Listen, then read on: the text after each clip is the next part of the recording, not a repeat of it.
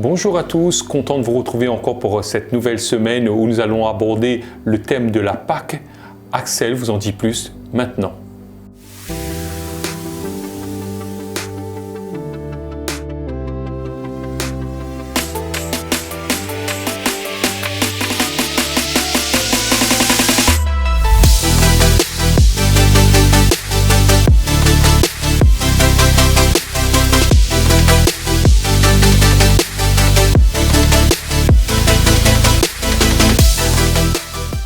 Alors, la Pâque a été instituée non pas par un humain, mais par Dieu lui-même.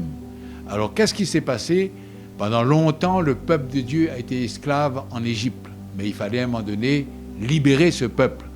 Dieu a utilisé Moïse comme libérateur. C'est lui qui conduit le peuple depuis la libération jusqu'à la terre promise. Donc, on ne va pas rentrer dans tous ces détails, évidemment, puisqu'on parle de la Pâque. Et Dieu a dit à Moïse, donc à tous les gens qui étaient là, de préparer un agneau. Donc le faire rôtir, non pas bouillir ou faire griller ou quoi que ce soit, non.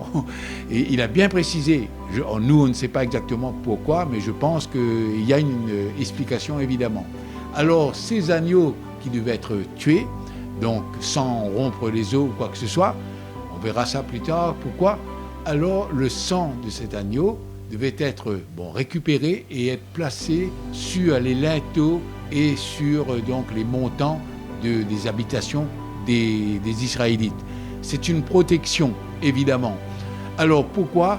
Parce que l'ange exterminateur qui devait venir tuer tous les premiers-nés des Égyptiens, y compris même les premiers-nés des animaux, un veau, un petit cabri comme on dit en créole, pas de problème. Alors, et quand il verrait le sang aspergé sur ces linteaux-là, il ne peut pas passer. Et c'est pour ça que Pâques veut dire passer, passer par-dessus. Et donc, par conséquent, ils étaient en sécurité, ils ont ressorti indemnes. Et je sais que le sang mis sur les linteaux et les montants représente le sang plus tard de Jésus-Christ sur la croix.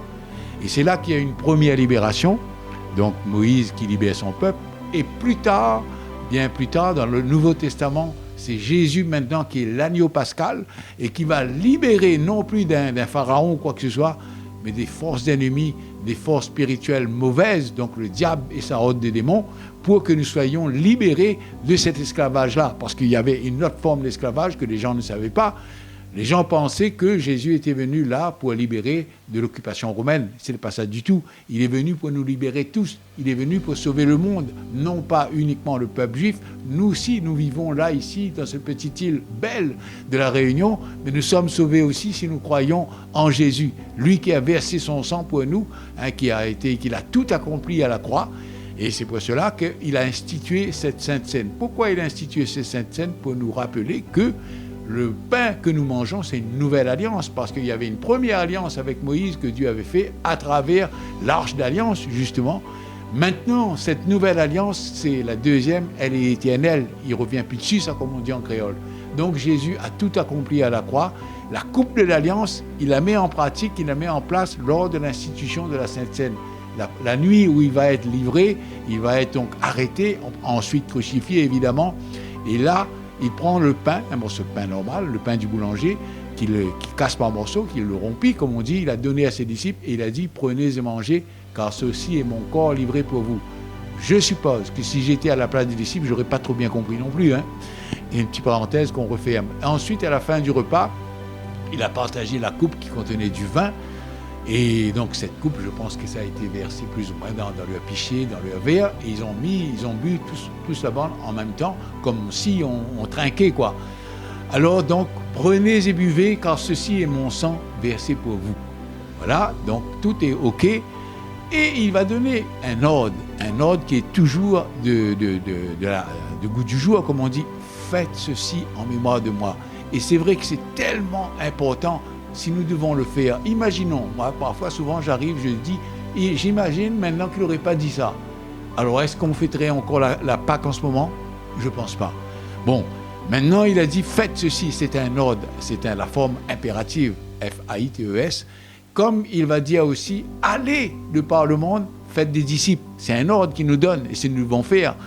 Ensuite, qu'est-ce qu'il nous a dit aussi? aimez-vous les uns les autres. Pourquoi? Parce qu'il connaît le cœur de l'homme. Le cœur de l'homme est tortueux, le cœur de l'homme est rancunier, le cœur de l'homme est méchant. Et c'est vrai, si on arrive à remplacer toute cette haine, toute cette méchanceté de nos cœurs et remplacer par l'amour, la compassion, la miséricorde qui vient justement de Jésus, on va pouvoir nous aimer les uns les autres.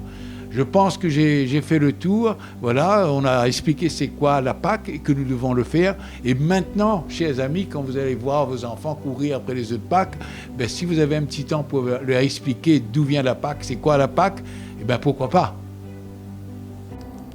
Nous espérons que cette vidéo vous a éclairé déjà, mais restez bien à l'écoute. Pendant toute cette semaine, nous recevrons des invités, des pasteurs qui viendront encore une fois nous éclairer, nous aider à comprendre ce que c'est que la Pâque dans l'Ancien Testament et dans le Nouveau Testament. On compte sur vous, réagissez sur nos réseaux sociaux, faites-nous part de vos témoignages, de vos remarques, on compte sur vous.